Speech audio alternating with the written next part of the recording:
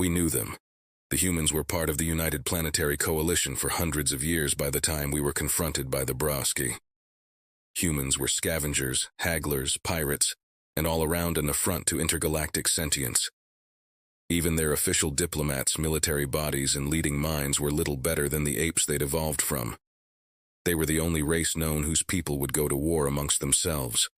And when UPC peacekeepers stepped in to dispel the fighting, some human faction would always complain in council of the UPC picking sides, even when all anyone did was disarm both sides and introduce neutral arbiters to aid negotiations. Their ships were garbage. Their medical knowledge was rudimentary. Their physical prowess was lacking, they being hairless apes with little more than an impressive bite force to show for any natural weaponry. Their societies were bickering, inefficient messes of poorly placed priorities and wildly abused appropriations of funding. Their languages, yes, more than one, were improvised messes, seemingly designed with the express purpose of terminating translation AIs. In short, the humans were a nuisance most members of the UPC felt had gotten into the coalition by riding the coattails of their barely qualifying civilization status, as well as their admittedly impressive feat of attaining FTL alone prior to first contact. We knew them, and we thought very lowly of them. So when the Brosk showed up and sterilized 3 UPC worlds, one of which was the only inhabited world of one fledgling member race, and the call for military conscription was sent out seeking a first string of voluntary participants, we were surprised when the first 3 responses were from humans. When the rare conscription call went out among the UPC, you expected a response from member governments, and each member would provide its standing army and give civilians the opportunity to enlist for service. But that's not what the humans did, or not exclusively anyway. It was not human worlds or leaders who replied so swiftly. Those first responses came from 2 pirate ships and a scrap station. A damned stationary scrap station volunteered to the UPC Council for service. Of the 56 responses that came in the first day, fully 47 of them were from human crews, stations, outposts, and 1 from the actual human leadership. It was an embarrassing show of ineptitude, and reinforced in many member races' minds that humans were good for little more than spur of the moment, chest-thumping acts of enthusiastic violence.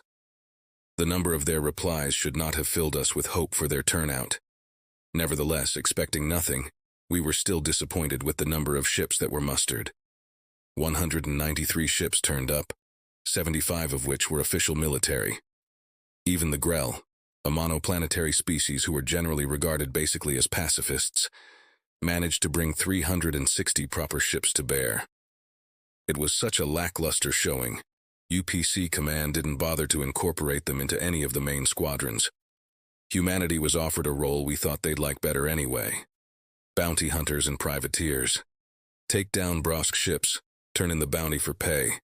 We were surprised at their almost childish response. Human Command sulked but didn't argue. What followed for humanity was truly embarrassing. UPC repair docks and medbays reported constant visits from human ships, sometimes having to issue repairs on the same ship just days apart. The damage was always disastrous and obviously one-sided. No one ever wanted to point out the most shameful evidence in the repairs. The bulk of hull damage seemed to be on the tails of their ships. They were incompetent, yes, but more than that, they were cowards. Contrary to this, however, was the human disregard for personal well-being. Humans brought in for medical attention would ignore the advice of medical professionals and would be hobbling back onto their ships on crutches or with heavy bandages or splints still wrapping the injury in mere days or weeks after treatment. It was a joke at repair and med bays that the 3 things you could count on finding in a UPC port was food, quarter, and a human wreck. The war lasted 2 years. Paltry. The Bros turned out to be inferior opponents, never able to hold strategic positions for long and never able to reclaim them when lost. The average duration of UPC wars was 30 years, thanks to the challenge of holding and fortifying a battlefront that spanned interstellar distances. These sorts of things tended to spend some time in deadlocked stalemates until some carefully calculated play finally broke the line somewhere. Usually you expected some major losses planet-side along the front, but there were no civilian casualties here apart from the instigating destruction of the 3 UPC worlds. Of course, the Brosk hadn't gone down without a fight. In fact, they managed to average 3 UPC ship destructions for every one of their own. Nevertheless, their planetary defense systems, ship construction, and distribution of firepower across the front were weak and amateur. The human force had lost 50% of their ships and suffered heavy casualties in the end.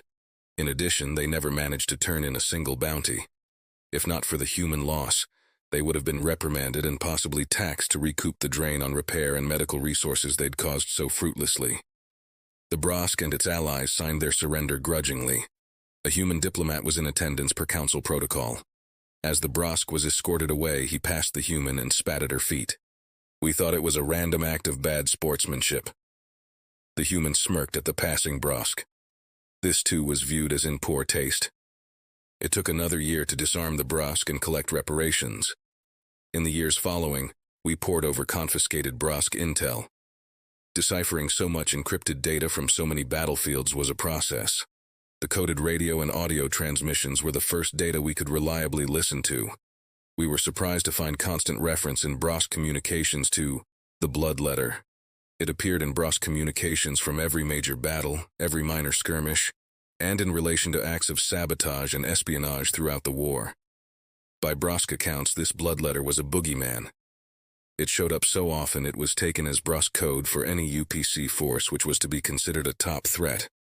Word of the Blood Letter spread through the UPC military ranks, despite the information's confidential nature.